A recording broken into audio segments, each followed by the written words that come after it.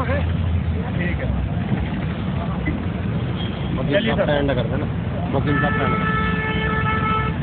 Last वकील साहब खत्म रेडी।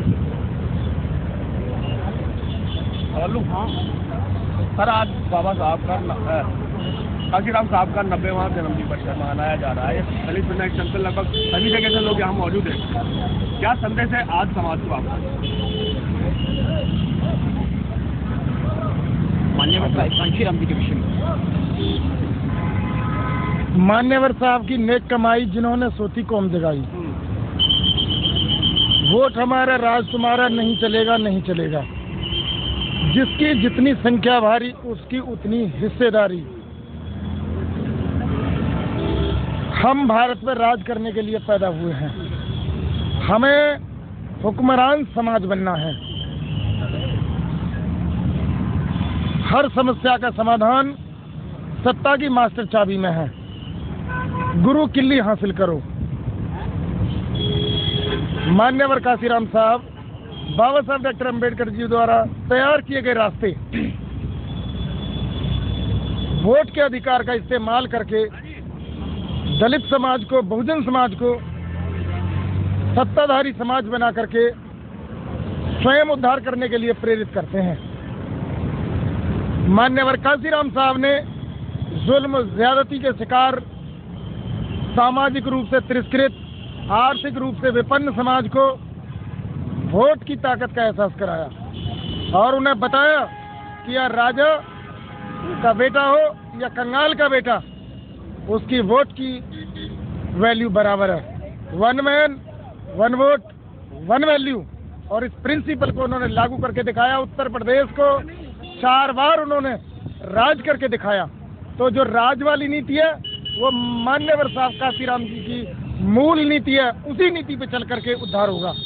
बाबा साहब को अगर सही में मानने वाले, जानने वाले, अगर हमें जो महापुरुष दिखाई दिए वो मान्यवर काशीराम साहब दिखाई दी, जिसको अब 2024 का चुनाव शुरू होने वाला है। और कहा यह जा रहा है कि जो संविधान दिया गया था बाबा साहब के द्वारा, जो लोगों को जगाया गया था काशीराम जी के द्वारा, उसके बाद अब जो है ये संविधान खत्म होने के कगार पे है, मगर बहुजन समाज अभी भी सोया हुआ है। इसके लिए क्या कहेंगे आप? बहुजन समाज सोया हुआ है, इसमें कोई दो राह की बात नहीं है। लेकिन इस समाज को जगाने के लिए मान्यवर काशीराम साहब के शिष्य, उनके फॉलोवर, उनके अनुयायी दिन रात परिश्रम कर रहे हैं। और बहन मायावती जी के नेतृत्व में आपको चमत्कारिक परिणाम देखने को मिलेंगे। और उत्तर प्रदेश की भूमि इस बात की गवाह बनेगी कि मान्यवर काशीराम साहब कभी मरा नहीं करते, बाबा साहब डॉक्टर अम्बेडकर कभी मरा नहीं करते। और उनके विचारों की जो आंधी चलेगी, उस आंधी में भारत के संविधान को बदलने का मंसूबा पाले लोग हवा में उड़ जाएंगे, पता भी नहीं चलेगा। ईवीएम हावी है, ईवीएम हावी है। निश्चित तौर पर ईवीएम का भी रोल है। लेकिन बहन जी का कहना है कि जब हम भारी संख्या में वोट डालेंगे तो निश्चित तौर पर ईवीएम में जो गड़बड़ी है वो भी कुछ नहीं बिगाड़ पाएगी। मतलब में भी ये भी आ रहा है कि जिस तरीके से भी हालात बने हुए हैं, ये जो शांति दिखाई दे रही है वो बड़े बवंडर का खेल है। क्या कर Bahujan Samaj party road show करने में, उपद्रव करने में इस तरह यकीन नहीं करती। राजनीति करने का बहुजन समाज पार्टी का अपना तरीका है। उसके अपने वर्कर छोटी मीटिंगें करते हैं, कैडर मीटिंगें करते हैं और अपने तरीके से ही वो समाज को जोड़ करके हुक्मरान बनाने की नीति पर काम कर रहे हैं। हम लोगों ने जनता के साथ गठबंधन किया है। सर्व समाज का, सभी जाति, वर्ग, धर्म, संप्रदाय का वोट बहुजन समाज पार्टी के साथ जुड़ रहा है। क्यों जुड़ रहा है? कि यदि नरेंद्र मोदी को कोई टक्कर दे सकता है और देश भर में कोई चेहरा इस लायक है तो वो है बहन मायावती जी का चेहरा, जिन्होंने उत्तर प्रदेश को 4 बार रूल किया। उनका लॉ एंड ऑर्डर एक मिसाल बना। उनकी डेवलपमेंट की स्कीमें आज देश की दूसरी सरकारें फॉलो कर रही हैं। भारत को पहली बार एक्सप्रेस में इंट्रोड्यूस कराने का काम बहन मायावती जी करती हैं। लोगों को पक्के मकान बना करके देने का काम पहली बार इंडिया में बहन मायावती जी इंट्रोड्यूस करती हैं। देश को किस तरह के कॉलेज, यूनिवर्सिटी चाहिए वो बहन मायावती जी के इंफ्रास्ट्रक्चर में देखने को मिलता है। और सबसे बड़ी बात, इस देश के दलित समाज को, बहुजन समाज को राष्ट्रीय दलित प्रेरणा स्थल दे करके, डॉक्टर अम्बेडकर पार्क दे करके, मेमोरियल दे करके वो इस देश को उसकी विरासत लौटाने का काम करती हैं। बुद्धिस्ट एम्परर सम्राट अशोक से वो प्रेरित दिखती हैं।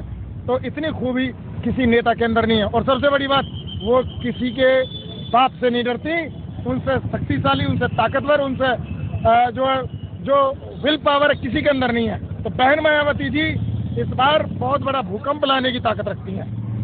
जैसा कि अभी आपने कहा है कि इस बार जो है 2024 में कुछ फेरबदल देखने को मिलेगा, बहुजन समाज के आपको जागता हुआ नजर आ रहा है क्या?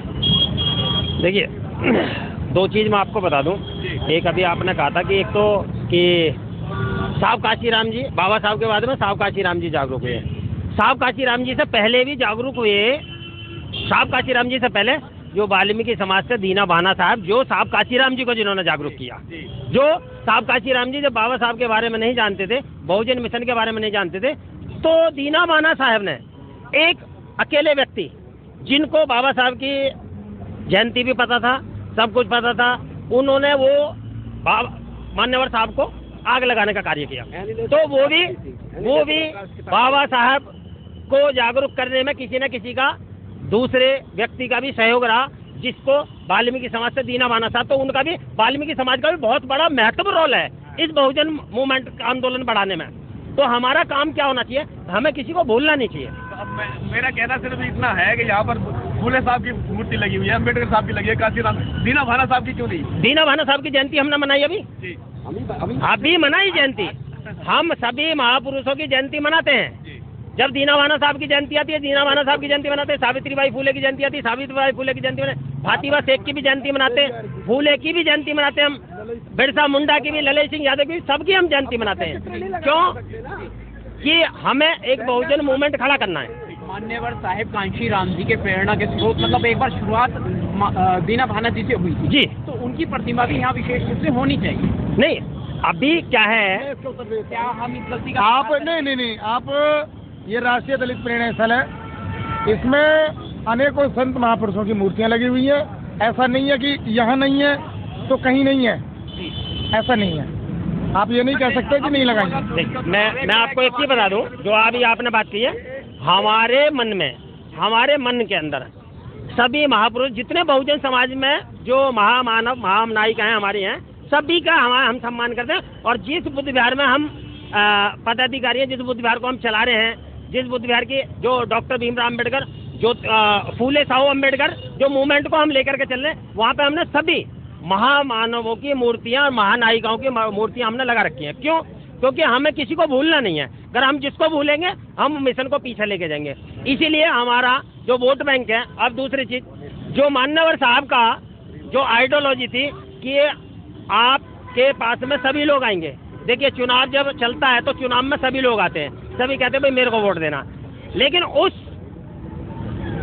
विचारधारा को, उस सोच को जो विकसित किया, वो किया आज की डेट में जो दिल्ली के अंदर सीएम बैठा है, उसने, कि आप पैसे देने आएंगे, जलेबी देने आएंगे, साड़ी देने आएंगे, मिठाई के डब्बे देने आएंगे, खा जाना, ले लेना, लेकिन वोट मुझे ही देना, क्योंकि मैं आपको पानी फ्री, बिजली फ्री दे रहा हूँ। आपको फ्री की जरूरत क्या है? आप ये चीज उठाइए, हमारा स्वास्थ्य कहाँ है, हमारा रोजगार कहाँ, हमारी शिक्षा कहाँ है, हमारे बच्चों का अधिकार कहाँ है, हमारे बच्चों की शिक्षा जो बाबा साहब के माध्यम से मिली हमें, स्कॉलरशिप वगैरह सारी खत्म की जा रही है।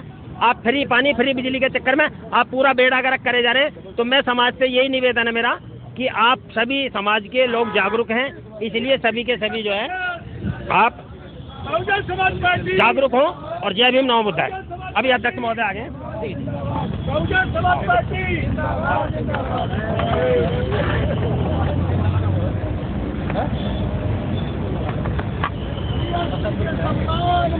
डीएसपी के सम्मान में, और ये देखिए मान्यवर साहेब कांशीराम जी के प्रतिमा पर माल्यार्पण किया गया और बहुत ही खूबसूरत